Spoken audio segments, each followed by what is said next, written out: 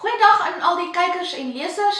Maries Leroux, ek is hier saam met Jabulani Sinyatso en ons is hier met ons nuusflitse vir hierdie week se koerant. I almost said Mandela. But welcome, Jabulani Sinyatso here. We are bringing you all the news that's making headlines in and around Rustenburg, and Maries is gonna start.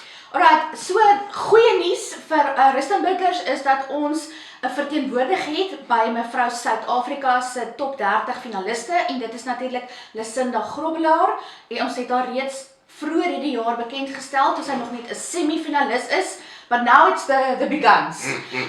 Sy neem in November deel aan die finale kompetisie. Haar storie is op bladsy 19. Ons wens haar geluk en sterkte. Well, we went to Lidach this week on Monday, courtesy of Sun International and partners who decided to give 2 child-headed families houses. Fantastic. So that's front page of this week's edition, and the story is also inside.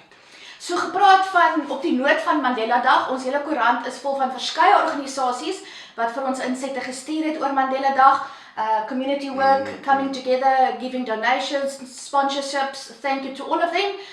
We share the good news with our readers. Yeah, well, we've got another suspect who was arrested this week, and he can be linked to ATM bombings in and around Rustenburg.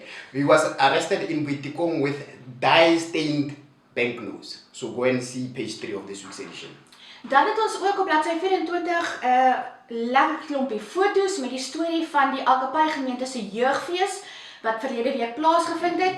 Ek is seker die onnies en die kinders voel al klaar of hulle alweer 'n maand terug is by die skool, maar dit was net verlede week nog skoolvakansie. Kyk gerus na al die feestelikhede wat plaasgevind het en dankie vir die goeie werk wat die Alkapai gemeente dan ook in ons gemeenskap doen. Well, those people who've got complaints about taverns that are making noise, there's a lot of them. We've been getting a lot of complaints from people, especially at the side of DNESD. So we decided to do something about that. If you want to know the procedure that you can follow to tell those people to keep quiet, we've got all that information on page 3. En dan sluit ek af met die storie van Mika Estreisen, wat al grootliks in die gemeenskap bekend is as 'n jong dametjie wat ly aan verskeie hartkwale. Daar is weer eens 'n fondsinsameling vir haar op die 5de September.